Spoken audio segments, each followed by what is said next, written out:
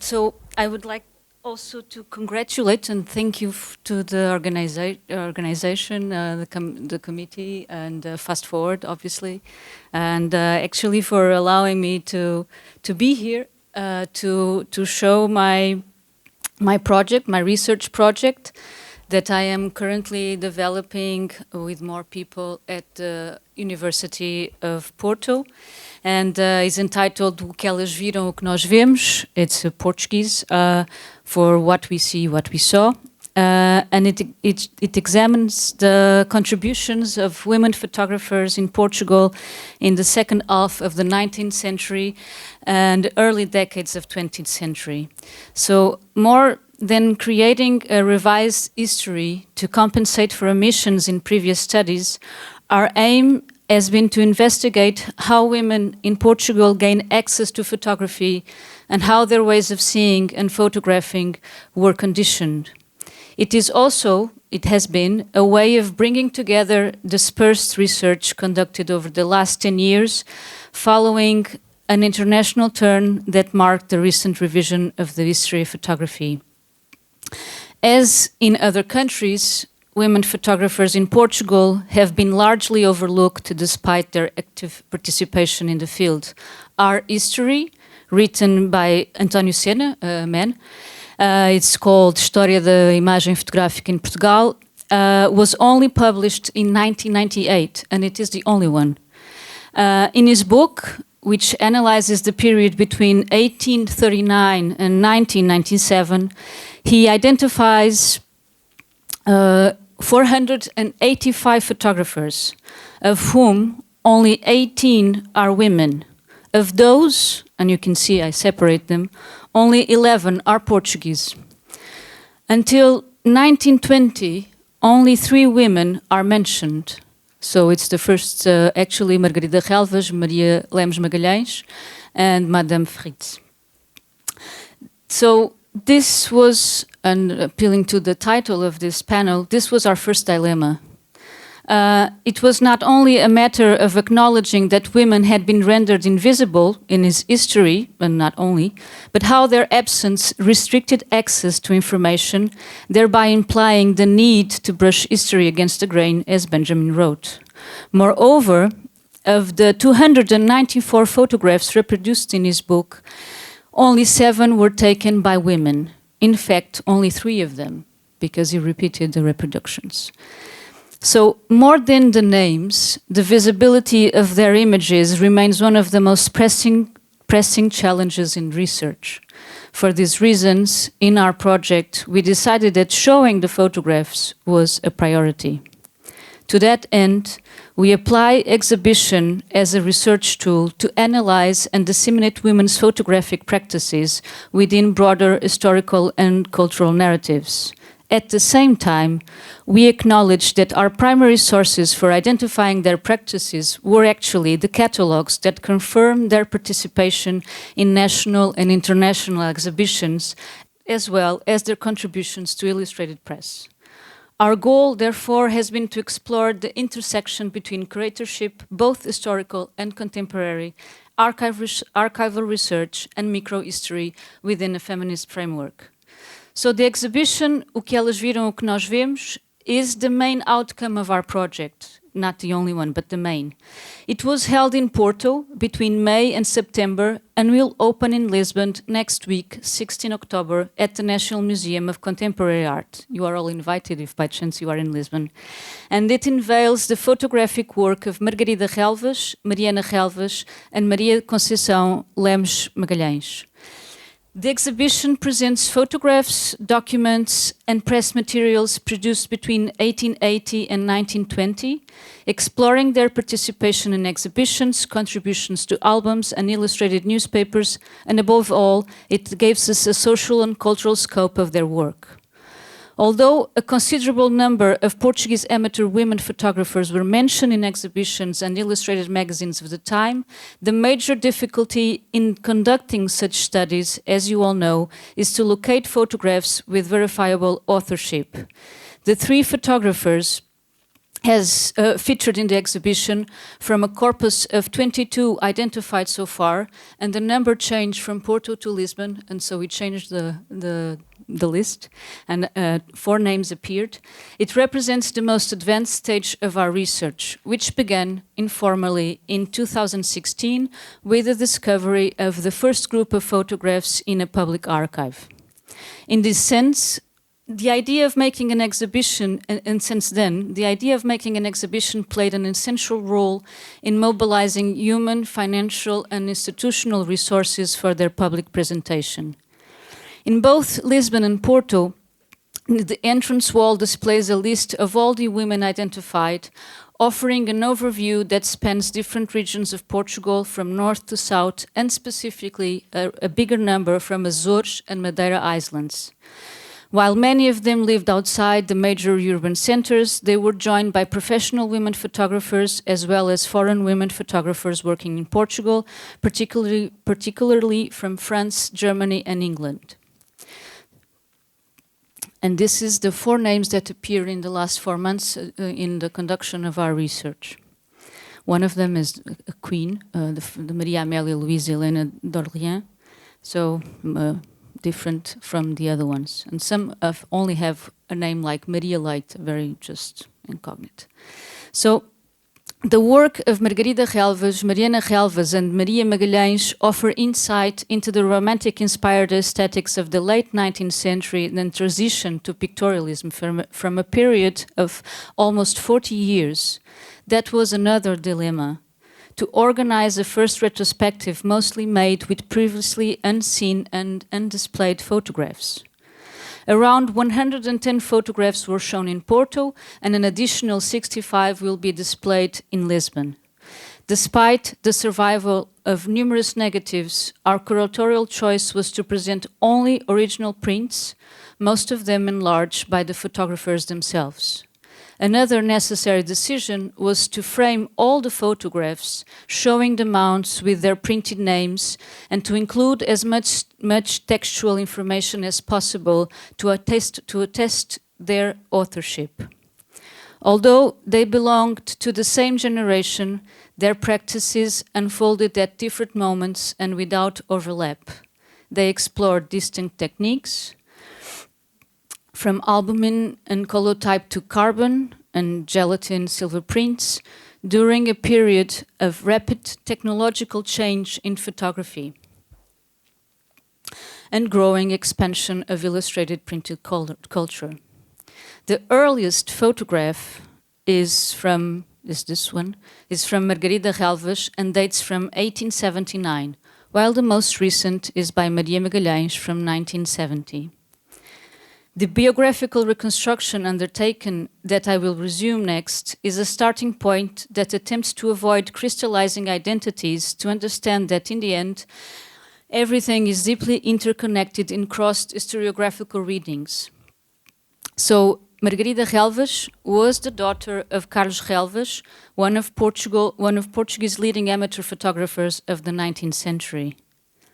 She's her at the left, and what could say a kind of a self-portrait, and it's a portrait of his father made by her.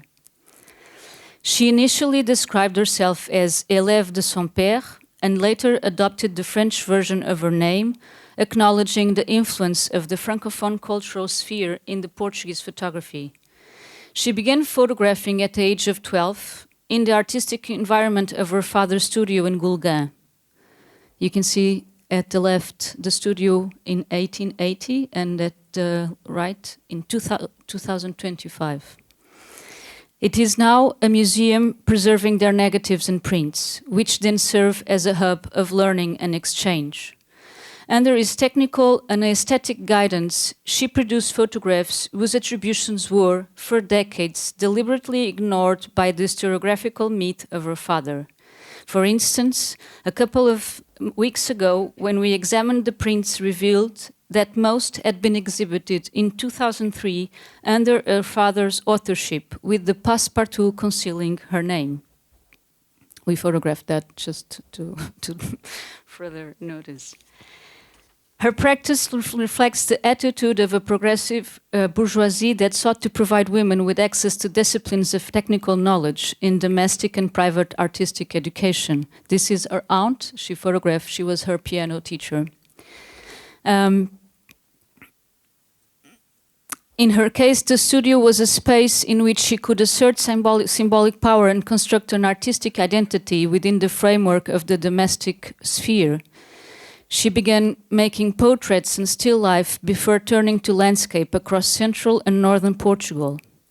Another compelling aspect of her photographic work lies in the relation to illustrated press. Despite her youth, her photographs were published in several Portuguese magazines, like Ocidente or A Volta do Mundo. Remarkably, at just 14 years old, she became a member of the Vienna Photographic Society and participated in several exhibitions, including Union Centrale des Arts Décoratifs in Paris in 1882 and in 1883, and International Photography Exhibition in Ghent in 1880, where critics praised her talent in glowing terms. We have often been told that many women take an interest in the practice of photography. We have just gained new certainty of this. We are speaking of Miss Marguerite Relves from Gulgain. We were delighted to witness this appearance, at once fortunate and rare in its kind. It is rare because women who devote themselves out of inclination to the study of photography do not often dare to present themselves openly in the broad light of the artistic art zone.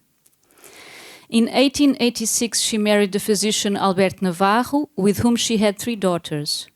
After her marriage, she gradually abandoned photography and turned to painting.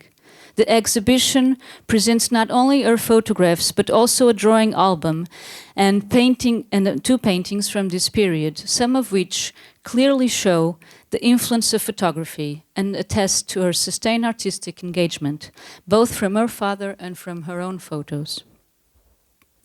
Around this time, Mariana Correia Pinto, recently widow, married the photographer, father of Margarida Relves, Carlos Relves, who was also recently widowed.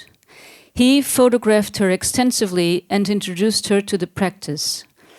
Together, they represent an unprecedented case of photographic couple in Portugal, as she co-authored numerous portraits with her husband. It's her here.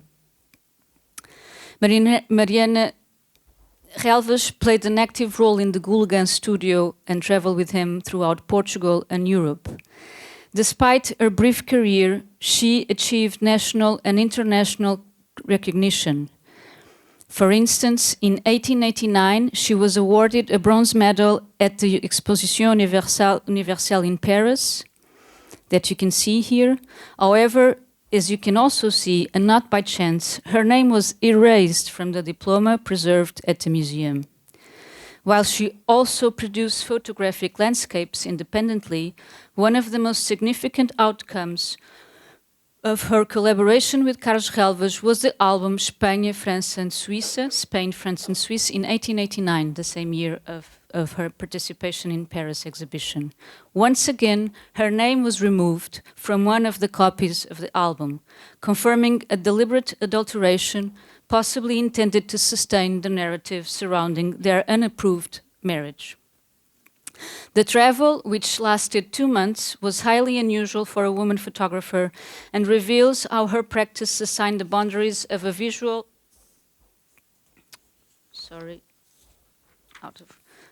culture shaped by masculine privilege. Although Margarida and Mariana Relves shared the surname and the studio, their careers and personal paths did not intersect. One started photographing when the other ended.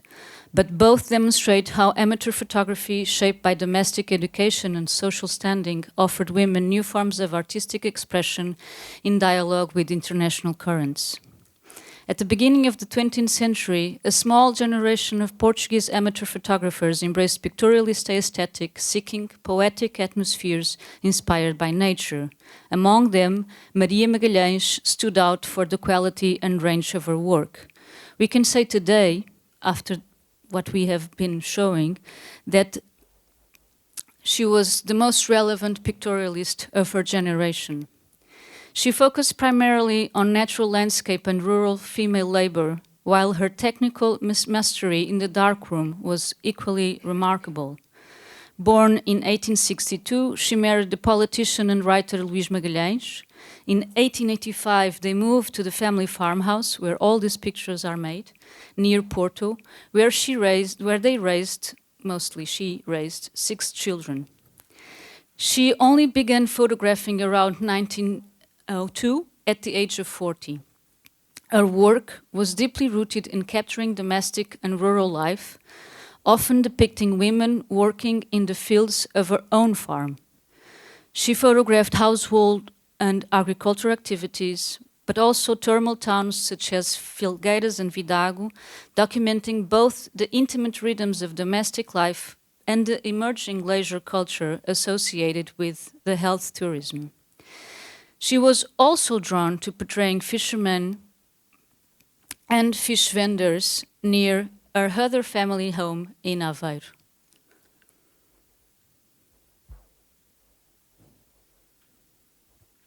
As you can see, she was photographing in the middle of the river Ria. It's not exactly a river.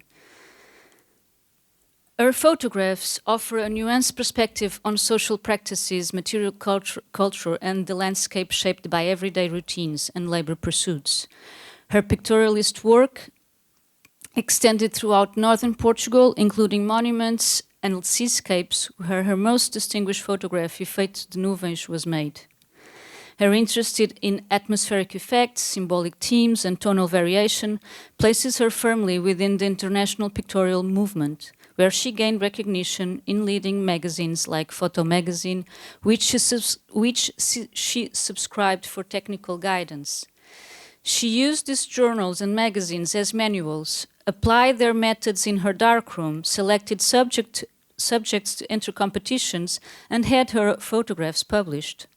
She also participated in several international exhibitions, including Salon du Photo Club in Paris in 1906, Fotografia Artística in Toruń in 1907, and in Dresden in 1909. In Portugal, she joined the committee of the Exposição de Fotografia Artística in Lisbon, sending the largest numbers of photographs. Her legacy includes albums, letters, and annotated prints shown in the exhibition, which reflect the diversity of the archive preserved within her family home, the very place she photographed, and more than a century ago, and where approximately 1,500 negatives still remain. The dating and captioning of her works rely on envelopes containing the negatives in which she recorded locations, dates, subject names, exposure times, paper types, or notes on light and camera positioning. Also, her numerous, almost daily letters to her husband provide insight into her photographic practice, including subject choice, darkroom process, and excursions, whether alone or photographic excursions, whether alone or accompanied. This is an excerpt. I have already taken note of several points I wish to photograph. We shall see how the photographs turn out, but I believe they should come out well, since the train speed is low and the landscape is very broad. The preservation and restoration of all exhibited prints, albums, and documents was undertaken by a public institution under Museums and Monuments of Portugal, is a public institute. This collaboration highlights the importance of conservation for both private and public collections and enabled the digital reproduction of all prints for inclusion in the catalogue, the most permanent object of historiography, and in future research database. So everything that it was received by us and worked with us, we reproduced almost everything.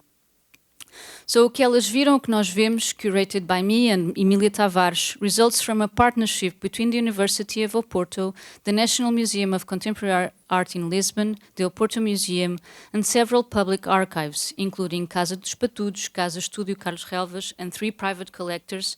2 of them are descendants of the photographers.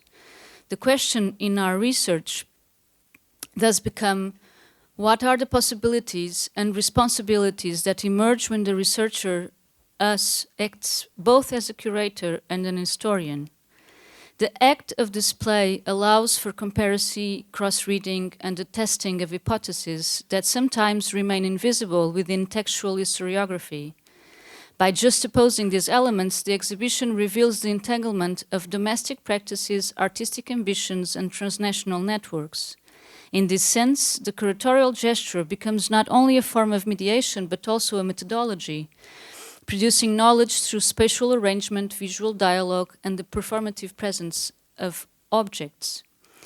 Equally important is the engagement with distant audiences. Through careful educational programs, the exhibition extends and tests the research through public experience, creating a space where inquiry, historical reconstruction, and cultural transmission intersects.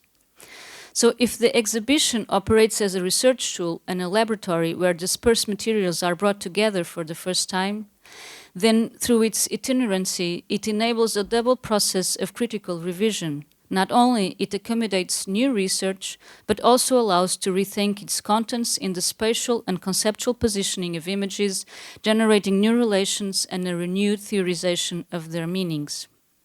In conclusion, the exhibition format underscores the importance of close collaboration between academia, museums, and public and private collections to secure, in this case, greater equity and visibility for women photographers.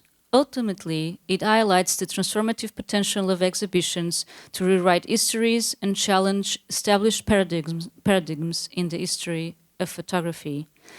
Above all, the question is not merely what did they see, but why were we unaware of what they saw? The hiatus evoked in the title of the exhibition captures this gap. These photographs were seen and made by these women, kept aside for more than a century, and for that they also serve as reminders and symbols of the silences and absences that continue to shape our history. Well, thank you.